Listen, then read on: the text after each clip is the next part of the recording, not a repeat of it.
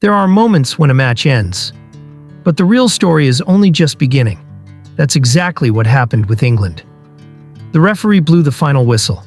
The players celebrated, the fans sang, the headlines focused on qualification, and, at first glance, everything seemed to be unfolding exactly as FIFA had imagined. England was still alive. Another football giant had moved on. Another favorite continued its journey toward the World Cup trophy. But while millions of people turned off their televisions, an entirely different conversation was just getting started. A conversation that had nothing to do with Harry Kane, nothing to do with Jude Bellingham, nothing to do with the final score. In fact, it wasn't even about England. It was about the World Cup itself. Because for the first time since this tournament began, thousands of fans started asking the very same question. What if the problem was never the teams?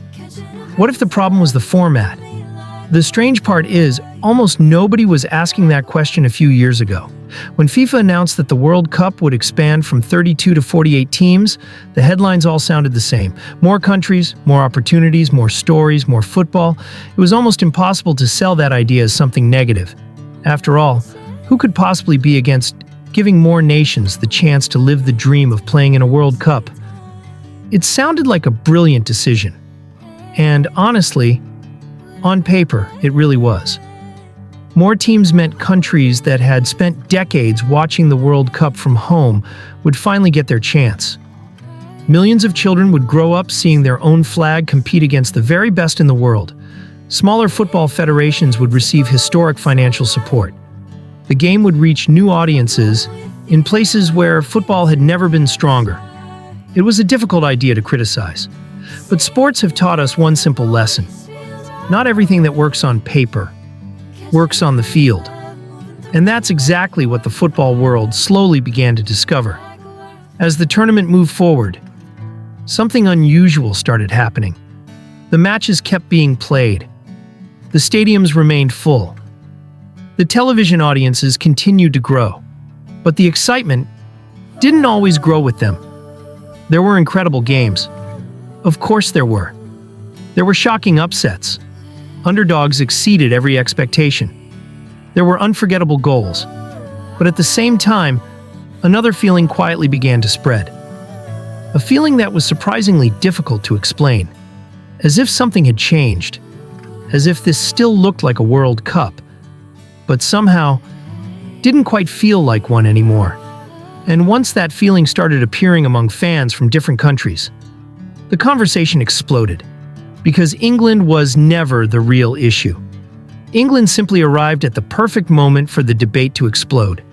They did exactly what every title contender is expected to do. They qualified. They handled their business. They moved on. But their qualification revealed something fascinating. For decades, when a football powerhouse advanced, the world talked about football. People debated who played better, who looked stronger, who had the best chance of lifting the trophy.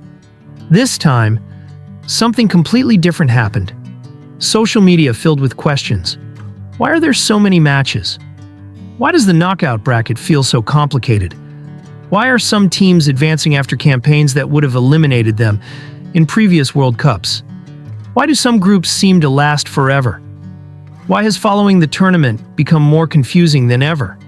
And when millions of people begin asking exactly the same questions, you're usually not looking at a small problem. You're looking at a symptom. Because football has always had one beautiful quality. It doesn't need complicated explanations. Even a child can understand the World Cup. Win, you move on. Lose, you're out. Draw, you do the math. For decades, that simplicity was part of the magic. Every match felt like survival. There was no room to relax, no margin for error. Every touch mattered. Every goal could change a nation's history. But today, that feeling seems different. Not because today's players are worse, not because the teams have declined, but because the journey itself has changed. And when you change the journey, you also change the story. Imagine taking a 2-hour movie and turning it into a 20-episode television series. Maybe it contains more content. Maybe it introduces more characters. Maybe it even earns more money. But that doesn't automatically make it better. That's exactly how many fans feel about this World Cup. More matches, more days, more teams, more revenue. But also, more fatigue, more calculations, more confusion, and less urgency. Because for decades, there was one emotion that made the World Cup unforgettable. Fear. Yes, fear. The fear of elimination. The fear of making one mistake.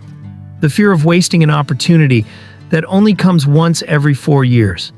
That fear forced every team to play at its absolute limit. Today, many fans believe that edge isn't quite the same anymore. And that changes the entire narrative of the tournament. Meanwhile, England kept moving forward. Quietly, without major drama, without becoming the story, just advancing. But the further England went, the bigger another story became. A story that wasn't about goals anymore. It was about decisions, because behind every World Cup, there's something most people rarely think about. The tournament isn't only played on the pitch. It's also shaped in offices, in boardrooms, in negotiations, in contracts, in political decisions. And it was inside one of those rooms, years ago, that someone made a decision capable of changing the biggest football tournament on Earth forever, expanding the World Cup from 32 to 48 teams. At the time, it looked like a revolution. Today, some people are beginning to wonder whether it also marked the beginning of a massive experiment. Because every major change comes with consequences. Some appear immediately, others take years, and some consequences remain invisible, until suddenly, they're impossible to ignore. Maybe that's exactly what we're witnessing today. Not a failure, not yet. But perhaps the first cracks in a format that's still trying to convince the football world that it was the right decision. And that's where this story becomes even more interesting, because FIFA knew expanding the World Cup was a massive gamble.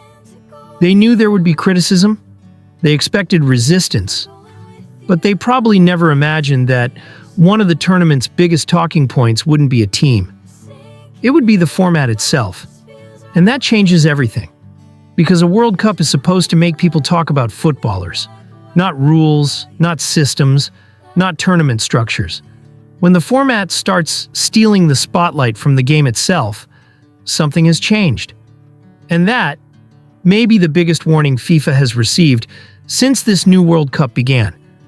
But what nobody expected was that the biggest consequences were still waiting.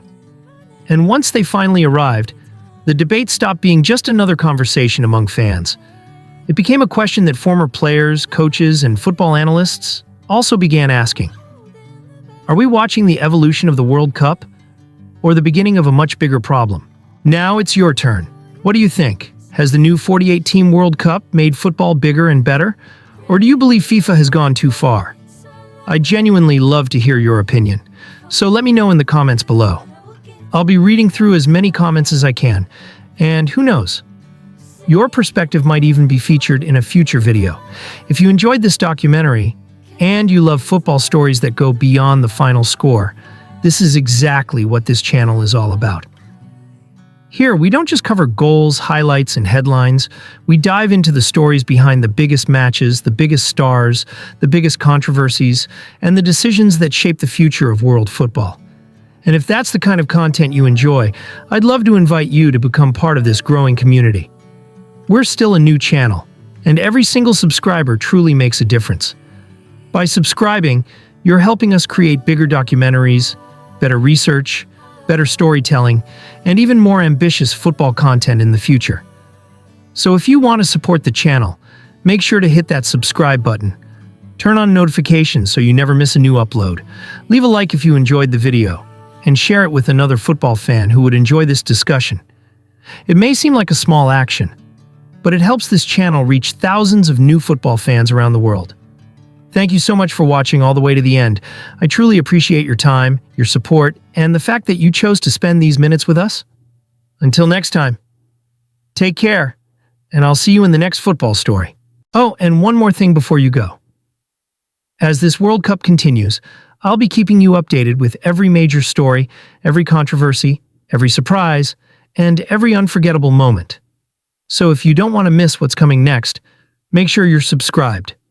Trust me, The biggest stories of this tournament may still be ahead of us. See you in the next video.